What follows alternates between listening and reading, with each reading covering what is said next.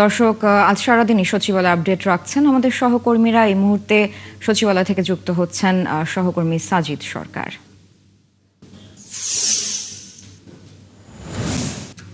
সাজিদ, সরকার গঠনের পর আজ তো প্রথম কর্মদিবস মন্ত্রী প্রতিমন্ত্রীদের, এবং আমরা সকাল থেকেই দেখছি যে তারা অনেক উচ্ছ্বসিত এবং সাংবাদিকদের সাথেও বিভিন্ন সময় কথা বলছেন মন্ত্রী প্রতিমন্ত্রীরা। তো কি বললেন তারা, সে বিষয়ে একটু জানাবেন। তাদের প্রত্যাশার যে জায়গাটা, সে বিষয়ে একটু জানাবেন। এবং এর আগেও আপনি যখন যুক্ত হয়েছেন তখন দেখেছি আমরা সেখানকার কর্মচাঞ্চল্য, প্রাণ চাঞ্চল্য। তো এখন চিত্রটা কেমন দেখছেন, সব মিলিয়ে জানাবেন।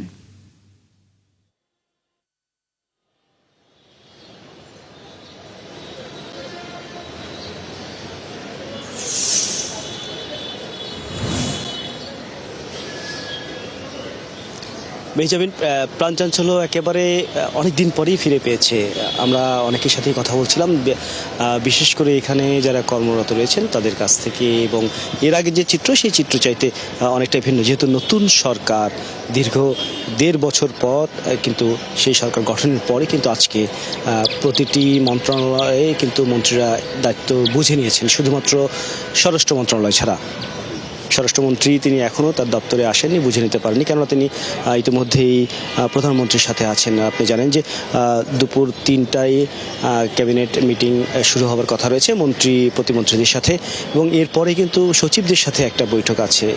এরপরে স্বরাষ্ট্রমন্ত্রী তিনিও কিন্তু তার দায়িত্ব বুঝে নেবেন, এবং একই সাথে তিনি দায়িত্ব বুঝে নেওয়ার পর গণমাধ্যমের সামনে কথা বলবেন, এই বিষয়টুকুই সুস্পষ্ট হয়েছে। একই সাথে আমরা এর আগে বেশ কয়েকজন মন্ত্রীর সাথে কথা বলছিলাম। আমরা কথা বলছিলাম সড়ক অর্থাৎ যোগাযোগ মন্ত্রণালয়, সেখানে কিন্তু 3টি মন্ত্রণালয় মিলে একটি মন্ত্রণালয় গঠন করা হয়েছে, সড়ক, নৌ এবং রেলপথ, এবং অনেক বড় দায়িত্ব। বিশেষ করে এটি জনগণের সেবার সাথে সম্পৃক্ত।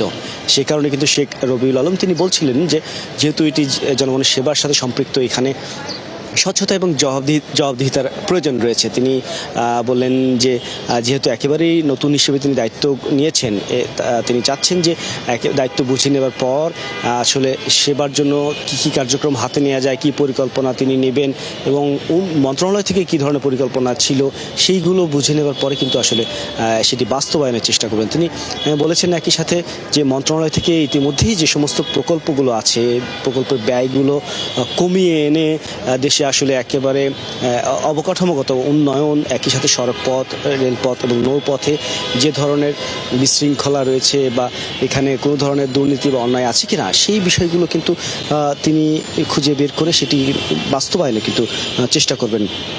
আমরা একই সাথে কথা বলছিলাম যুব ক্রীড়া মন্ত্রণালয়, তিনিও কিন্তু একইভাবে হচ্ছেন যে এই ক্রীড়া মন্ত্রণালয়ে যে দুরবস্থা ছিল কি ছিল না তিনি কিন্তু আসলে ভালোভাবে বোঝেন। তিনি আসলে যেহেতু খেলোয়াড় ছিলেন, দীর্ঘদিন ধরে এই মন্ত্রণালয়ে না থাকলেও এই সম্পর্কে কিন্তু তার অনেক ধারণা রয়েছে। সে কারণে তিনিও চেষ্টা করছেন যে এই মন্ত্রণালয়টিকে আরও আসলে যুগোপযোগী করে বিশ্বের সাথে তাল মিলিয়ে করা যায় কিনা, সেই বিষয়গুলো কিন্তু আসলে প্রত্যেকেই এদিকে খেয়াল রাখছেন। আর একই সাথে বলা যায় যে এই যে আজকে সরকার গঠনের পর প্রথম যে মন্ত্রিসভা, সেই মন্ত্রিসভায় ইতিমধ্যেই যে প্রাণচাঞ্চল্য, সেই প্রাণচাঞ্চল্য আমরা দেখছি।